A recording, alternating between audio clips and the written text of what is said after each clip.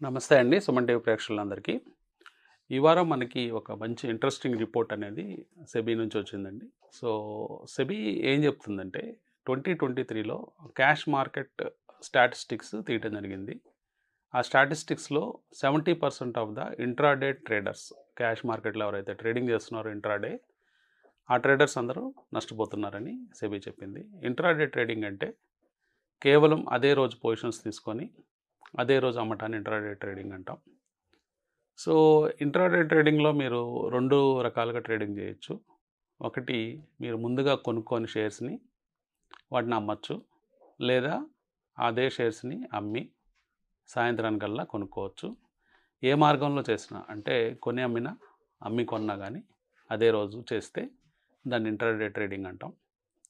So, ఈ intraday ట్రేడింగ్‌లో cash మార్కెట్‌లో చేస్తే ఏమవుతుందంటే అంటే 70% ఆఫ్ ద పార్టిసిపెంట్స్ నష్టపోతున్నారని చెప్పారు. ఈ పార్టిసిపెంట్స్ నెంబర్ కూడా గణనీయంగా పెరిగిందండి. అంటే మనకి డీమ్యాట్ అకౌంట్స్ చూస్తే 2019లో 4 crores ఉండే డీమ్యాట్ అకౌంట్స్ 2024 కల్లా, అంటే ఇప్పటికీ దాదాపుగా 14.5 crores అయినాయి. సో, మొత్తం మీద మీరు చూసినప్పుడు మీకు భారీ పెరుగుదల అనేది డీమ్యాట్ అకౌంట్స్లో మనకు కనిపిస్తుంది. సో, ఆటోమేటిక్గా ట్రేడర్స్ డిఫరెంట్ సెగ్మెంట్స్లోకి ట్రేడ్ చేస్తున్నారు. గతంలో మనకి లాస్ట్ ఇయర్ వచ్చిన రిపోర్ట్లో చూసినప్పుడు ఫ్యూచర్స్ అండ్ ఆప్షన్స్ ట్రేడింగ్లో కూడా దాదాపుగా 90% మంది ట్రేడర్స్ నష్టపోయారని సెబీ రిపోర్ట్ ఇచ్చింది.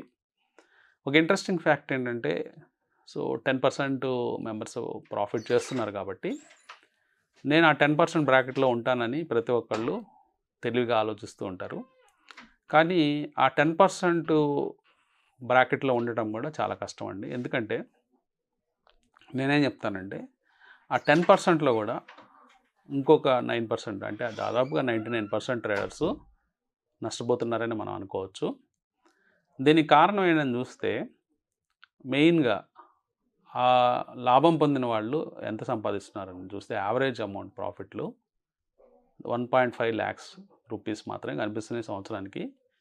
అంటే హార్డ్లీ ఒక 10 నుంచి 15,000 రూపాయలు మాత్రమే మంత్లీ సంపాదిస్తున్నారు. సో, ఆ మాత్రం ఇన్కమ్‌తో సర్వైవ్ అవ్వటము చాలా కష్టం. అంటే మనం సక్సెస్ఫుల్ ట్రేడర్ అనిపించుకున్నా కానీ ఫుల్ టైం ట్రేడర్గా మనం కొనసాగలేం. ఏదో హాబీగా ట్రేడ్ చేసినా, ఏదో టైం పాస్గా ట్రేడ్ చేసినా, అట్లా చేస్తే ఆ వచ్చే ప్రాఫిట్ ఓకే, 1.5 lakh యావరేజ్ అనేది ఓకే. కానీ మనం ఫుల్ టైం ట్రేడర్గా మారి అదే 1.5 lakతో సర్వైవ్ అవ్వాలంటే సంవత్సరానికి చాలా కష్టం. కాబట్టి వాళ్ళందరినీ మనం సక్సెస్ఫుల్ ట్రేడర్స్గా మనం కౌంట్ చేసుకోలేం. సో, కాబట్టి ఎక్కువ శాతం, దాదాపుగా 99% ఎఫ్&ఓలో లూజ్ అవుతున్నారు చెప్పారు. ఇప్పుడు క్యాష్ మార్కెట్ నెంబర్స్ చూస్తే ఫుల్ డేటా రాలేదు. ఒక 70% of the population, 70% of the trading population intraday ట్రేడింగ్లో నష్టపోతున్నారని చెప్పడం జరిగింది. ముఖ్యంగా ఇంకా చిన్న డేటా కొంత ఇవ్వటం జరిగింది. వాటిల్లో 76% ఆఫ్ ద బిలో 30 years ఉండేవాళ్ళు ఎక్కువ నష్టపోతున్నారని చెప్పడం జరిగింది. అంటే ఇప్పుడు దాదాపుగా ట్రేడర్స్ పెరిగారు, డీమ్యాట్ అకౌంట్స్ పెరుగుతున్నాయంటే ట్రేడర్స్ పెరుగుతున్నట్టు మనం అర్థం చేసుకోవచ్చు. ఆల్మోస్ట్ 2019కి 2023 రిపోర్ట్ ఇచ్చే నాటికి దాదాపుగా 3 times నెంబర్స్ పెరిగాయి. సో 3 times ట్రేడర్స్ పెరిగారు. సో పెరిగిన ట్రేడర్స్లో ఇంకొక రకమైన డేటా తీస్తే ఓన్లీ 30 years కంటే తక్కువ ఉన్న వ్యక్తులను కనుక మనం చూస్తే దాదాపుగా 76% నష్టపోతున్నారని రిపోర్ట్ చెప్తుంది. అట్లాగే జెండర్ బేస్డ్లో కనుక రిపోర్ట్స్ వాళ్ళు చెప్పినప్పుడు, అంటే లేడీస్ అంటే ఉమెన్ వర్సెస్ మెన్ చూసినప్పుడు ఉమెన్ కేటగిరీలో పర్సంటేజ్ ఆఫ్ లూజర్స్ తక్కువగా ఉన్నారు. అంటే కంపారిటివ్గా మెన్ కంటే ఉమెన్ తక్కువ నష్టపోతున్నారు మార్కెట్లో. ఇదొక ఇంట్రెస్టింగ్ ఫీచర్గా మనం చెప్పుకోవచ్చు. అంటే ఎక్కువ ఆవేశంగా ఎమోషన్స్ గురవుతున్న వాళ్ళు మెన్ అని ఈ రిపోర్ట్ చెప్తుంది. అట్లాగే మ్యారీడ్ వర్సెస్ అన్మ్యారీడ్ ఈ రిపోర్ట్ తీసినప్పుడు మ్యారీడ్ అయిన వాళ్ళు తక్కువ నష్టపోతున్నారని ఇంట్రాడే ట్రేడింగ్లో సెబీ స్టడీ చెప్తుంది. అంటే ఎమోషన్స్ అనే మ్యారీడ్ పర్సన్స్లో అంటే మేబీ మ్యారీడ్ అంటే ఇక్కడ ఇంకొక అంశం కూడా మనం గుర్తుంచుకోవాలి. మోస్ట్లీ వీళ్ళందరూ అబోవ్ 30 ఇయర్స్ ట్రేడర్స్ అయి ఉండొచ్చు. సో న్యాచురల్గా little bit of experience trading పరంగా వాళ్ళకు ఉండుంటుంది. అంటే ఏజ్ పరంగా మనం చూసినప్పుడు ఆల్ అబోవ్ 30 ఇయర్స్ అబోవ్ ఉన్న పీపుల్ అందరినీ మనం కంబైన్డ్గా చూసినప్పుడు ఎక్కువ వాళ్ళు 40లు 35లు 50లు ఉన్న వాళ్ళందరినీ ఒకే దాంట్లో కట్టేస్తారు, ఒకే దాంట్లో క్లబ్ చేస్తారు కాబట్టి అక్కడ ఎక్కువ ఎక్స్పీరియన్స్డ్ ఉండొచ్చు. అందువల్ల ఆ నెంబరు ఎక్కువ సక్సెస్ఫుల్ ట్రేడర్స్ మ్యారీడ్ పర్సన్స్లో ఉందని చెప్తున్నారు. అదిగాక మనం ఇందాక చెప్పుకున్న డేటా పాయింట్ 76% లూజర్స్ అంటే ఉన్నారు 30 ఇయర్స్ బిలో, అంటే ఎక్కువ మందికి మ్యారేజ్ అయి ఉండదు. సో వాళ్ళందరూ అన్మ్యారీడ్ కేటగిరీలోకి వస్తారు కాబట్టి సో ఆ విధంగా కనిపిస్తుంది, అంటే తక్కువ ఎక్స్పీరియన్స్ ఉన్నట్టు కనిపిస్తుంది. సో ఇక్కడ ఏం జరుగుతుంది, వీటిని ఎలా అధిగమించాలి, అసలు ఎట్లా మనము చూద్దాము. ముఖ్యంగా ఏం జరుగుతుంది అనేది అబ్జర్వ్ చేస్తే, ఒకటి మనం కొట్టిపారేయలేమండి. మార్కెట్స్ గత కొన్ని నెలల నుంచి స్టడీగా పెరుగుతున్నట్టు మీకు కనిపిస్తాయి. అంటే ప్రతి నెల ఎంతో కొంత పెరగటం, ప్రతి వారం ఎంతో కొంత పెరగటం, మార్నింగ్ కొంత వాలటిలిటీ ఉన్నప్పటికీ సాయంత్రానికి మార్కెట్స్ పెరగటం, ఇవన్నీ మనం గమనిస్తున్నాం. కానీ ఎక్కువ మంది ట్రేడర్స్కి ఏమవుతుందంటే ఈ వాలటిలిటీ అనేది ఇంట్రాడేలో ఉంటుంది. సో ఉదయం నుంచి సాయంత్రం దాకా జరిగే ట్రేడింగ్లో ఇంట్రాడే వాలటిలిటీ ఎక్కువగా ఉండటం వల్ల స్టాక్స్ ఒక గంటలో 2-3% పైకి పెరగటం, నెక్స్ట్ అవర్లో మళ్ళీ ఒక 2% కింద పడిపోవటం, మళ్ళీ ఆ నెక్స్ట్ అవర్లో 2% పైకి వెళ్ళటం, ఇలా జరుగుతూ ఉండటంతో ట్రేడర్స్ని కన్ఫ్యూజ్ చేస్తూ ఉండొచ్చు మార్కెట్. మేబీ మార్కెట్ నేచర్ అలాగే ఉంటుంది జనరల్గా. సో ఈ వాలటైలిటీ వల్ల ఎక్స్పీరియన్స్ తక్కువగా ఉన్న ట్రేడర్స్ ఎక్కువ నష్టపోతున్నారు. తర్వాత కొత్తగా ఇంజెక్షన్స్ అని ఇట్లాంటి కాన్సెప్ట్స్ మనం వింటున్నాము. ఇంజెక్షన్స్ అంటే ఇండెక్స్లో చూస్తున్నాము, అంటే సడన్గా మార్కెట్స్ కొలాప్స్ అయిపోవటం, అంటే ఇండెక్స్ లెవెల్లో మార్కెట్స్ 1% 2% కొలాప్స్ అవ్వటం, ఇండెక్స్ లెవెల్లో మళ్ళీ మార్కెట్లు 1% 2% పెరగటం మనం అడపదడప చూస్తున్నాము. సో దాని ఇంపాక్ట్ స్టాక్స్ మీద ఎక్కువగా ఉంటుంది. సో ఆ స్టాక్స్లో ఆ ఇంపాక్ట్ వల్ల స్టాక్స్ ఇండెక్స్ ఎప్పుడైతే 2% క్రాష్ అవుతుందో ఇంట్రాడేలో, స్టాక్స్ 5-10% క్రాష్ అయ్యే సందర్భాలు మనం చూస్తాం. అంటే కొన్ని స్టాక్స్ అయితే సేమ్ డేలో లోవర్ సర్క్యూట్ పడిపోయి మళ్ళీ అప్పర్ సర్క్యూట్ పడిపోవడం, లేదా అప్పర్ సర్క్యూట్ పడి మళ్ళీ లోవర్ సర్క్యూట్ పడిపోవటం, ఇట్లాంటివన్నీ మనం అబ్జర్వ్ చేస్తూ ఉంటాం. సో అందువల్ల కూడా ఇంట్రాడే ట్రేడర్స్కి చాలా ఛాలెంజింగ్ ఎన్విరాన్మెంట్గా మనకి స్టాక్ మార్కెట్ కనిపిస్తూ ఉంటుంది. ఓవరాల్గా మార్కెట్ పిక్చర్ మీరు అబ్జర్వ్ చేస్తే ఈ ఇంజెక్షన్స్ ఇవి కాకుండా లేవరేజ్ అనేవి పోతూ ఉందండి. అంటే మీకు అప్పిచ్చేవాళ్ళు మార్కెట్లో ఎక్కువయ్యారు. అంటే ఎంటీఎఫ్ అని దానికి ఒక పేరు, మార్జిన్ ట్రేడ్ ఫండింగ్ అని. సో మీరు ₹1,00,000 పెట్టుబడి పెడితే మీ స్టాక్ బ్రోకరు ఒక ₹4,00,000 దాకా ఫండ్ చేసే అవకాశం ఉంది. చాలా బ్రోకర్స్ ఆ విధంగా చేస్తున్నారు. సో దానికి స్వల్పపాటి ఇంట్రెస్ట్లు, ₹1 ఇంట్రెస్ట్, అంటే యాన్యువల్ ఇంట్రెస్ట్ రేట్స్ దాదాపుగా 12% నుంచి 18% మ్యాక్సిమము, లేదా కొంతమంది అగ్రెసివ్ స్టాక్ బ్రోకర్స్ ఇంకా తక్కువ రేట్ ఇంట్రెస్ట్ కూడా, అంటే 8% పర్ యానం అలా కూడా ఇస్తున్నారు. సో ఈ ఫెసిలిటీసు ఎక్స్పీరియన్స్ లేని ట్రేడర్స్ తీసుకోవడం జరుగుతుంది. సో ఎక్స్పీరియన్స్ లేని వాళ్ళు ఆ మార్జిన్ ట్రేడ్ ఫండింగ్ వైపు వెళ్ళి స్టాక్స్ వాళ్ళ దగ్గర ఉన్న ₹1,00,000-2,00,000కి 6 లక్షలు, 8 లక్షలు, 10 లక్షలు ఇట్లా లోన్ తీసుకొని ఈ ఇంట్రాడే ట్రేడింగ్లో స్ట్రాటజీస్ ఇంప్లిమెంట్ చేయడం, లేదా పొజిషనల్ ట్రేడింగ్ ఇంప్లిమెంట్ చేయడం చేస్తున్నారు. సో తద్వారా వాళ్ళకి ఏమవుతుందంటే ఛార్జెస్ పెరుగుతున్నాయి. అంటే జనరల్గా గవర్నమెంట్ వేసే ఛార్జెస్ కూడా ఇంట్రాడే వాళ్ళకి మీకు తెలియంది కాదు. రైట్ ఫ్రమ్ ఎస్టీటీ దగ్గర నుంచి stock brokerage charges, GST, STT, turnover charges, SEBI సెస్లు, ఎడ్యుకేషనల్ సెస్లు, ఇట్లా మీకు అన్ని ఛార్జెస్ ఉంటాయి. ఈ ఛార్జెస్ కాకుండా మీరు లాభం సంపాదించినట్లయితే ఇది స్పెక్యులేషన్ బిజినెస్ కింద వస్తుంది. ఇంట్రాడే క్యాష్ మార్కెట్ అనేది 30% charges end of the year మీరు ప్రాఫిట్ వస్తే మళ్ళీ కట్టాల్సి ఉంటుంది.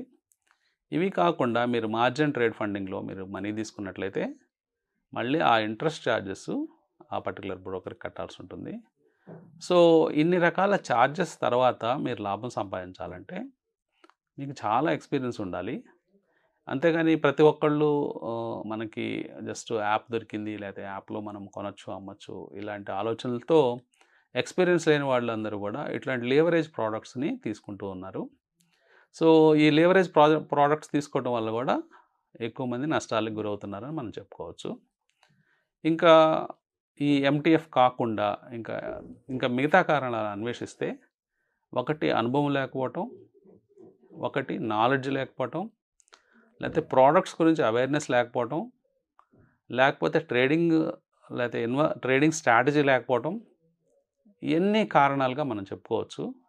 ఇవన్నీ ఉన్నా కానీ ట్రేడింగ్ సైకాలజీ కరెక్ట్గా లేకపోవటం, ఇది ఒక మేజర్ రోల్ ప్లే చేస్తూ ఉంటుందండి.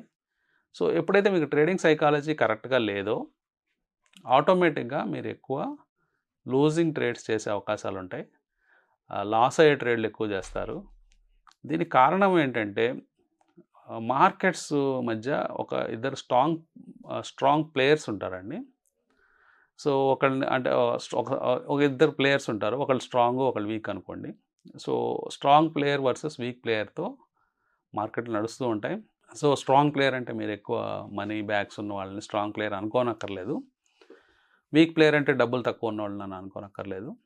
సో స్ట్రాంగ్ ప్లేయర్కి వీక్ ప్లేయర్కి తేడా ఏంటంటే, స్ట్రాంగ్ ప్లేయర్ దగ్గర ఇర్రెస్పెక్టివ్ ఆఫ్ మనీ తన దగ్గర పేషెన్స్ ఉంటుంది, తర్వాత తన దగ్గర ఒక స్ట్రాటజీ ఉంటుంది, తన దగ్గర ఒక ఎమోషనల్ బ్యాలెన్స్ ఉంటుంది.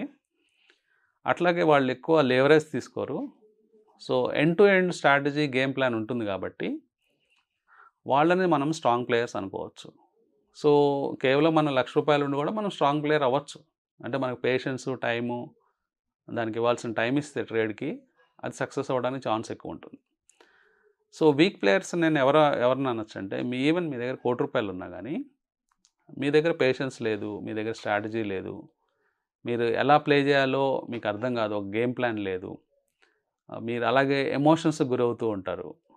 సో ఇలాంటి వాళ్ళందరినీ ఈవెన్ వాళ్ళ దగ్గర ₹1,00,00,000 ఉన్నా కానీ వాళ్ళని నేను వీక్ ప్లేయర్ అంటాను. సో స్ట్రాంగ్ ప్లేయర్కి వీక్ ప్లేయర్కి తేడా తెలిస్తే, సో మార్కెట్ ఏం చేస్తూ ఉంటుందంటే, మార్కెట్ అంటే ఏం లేదండి, కంబైన్డ్ మైండ్, అందరి మైండ్ కలిపి ఒక మార్కెట్ అది. సో స్టాక్స్ సర్టన్ వాలటిలిటీతో తిరుగుతూ ఉంటాయి. సో ఈ వీక్ ప్లేయర్స్ అందరూ కూడా వర్స్ట్ పాయింట్లో ఎగ్జిట్ అవుతుంటారు. స్ట్రాంగ్ ప్లేయర్స్ వర్స్ట్ పాయింట్లో కూడా కూర్చొని, అంటే వాళ్ళకి ఈవెన్ వాళ్ళు బుక్స్లో లాస్ చూపించినా కానీ ఒక పేషెన్స్తో ఒక గేమ్ ప్లాన్తో ఉంటారు కాబట్టి ఎక్కడ కట్ చేయాలో తెలుసు. నిజంగా సీరియస్గా మార్కెట్ పడుతుందా, లేదా మార్కెట్లో ఊరికనే వీక్ ప్లేయర్స్ని బయటకు దోసేయడానికి మార్కెట్ పడుతుందా, ఈ రెండు అంశాలని చాలా కేర్ఫుల్గా వాచ్ చేయాలండి ప్లేయర్స్. ఈ రెండు అంశాలను కేర్ఫుల్గా వాచ్ చేసినట్లయితే మీ సక్సెస్ రేట్ ఎక్కువగా పెరిగే ఛాన్స్ ఉంటుంది. అట్లాగే మీరు ఒక స్ట్రాంగ్ ప్లేయర్గా బిల్డ్ అయ్యి డెవలప్ అయ్యే అవకాశాలు పెరుగుతాయి. ఆ అంశం తెలియనప్పుడు ఏమవుతుందంటే మనం ఒక వీక్ ప్లేయర్గా మిగిలిపోయే అవకాశం ఉంది.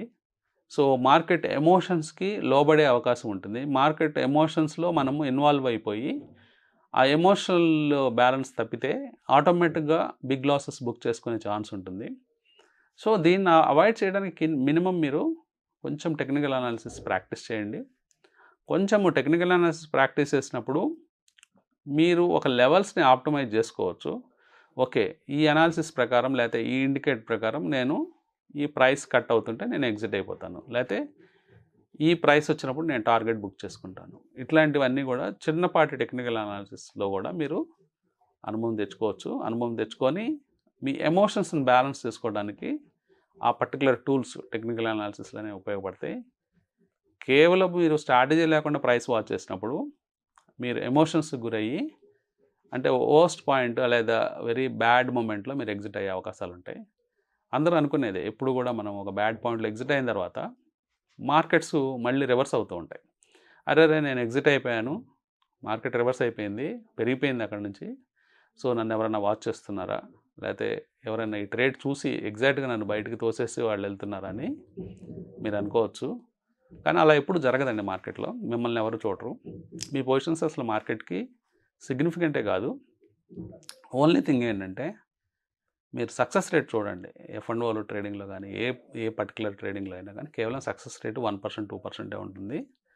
కాబట్టి హోల్ లాట్ ఆఫ్ పొజిషన్స్లో ఐదర్ లాంగ్ సైడ్ ఉన్న వాళ్ళైనా షార్ట్ సైడ్ ఉన్న వాళ్ళైనా సక్సెస్ అవ్వాలంటే మీరు ఆ 1% ఆ 2% బ్రాకెట్లోకి వెళ్ళాలి. అలా వెళ్ళాలి అంటే ఇందాక చెప్పిన ఎమోషనల్ మేకప్ అంతా మీకు ఉండాలి.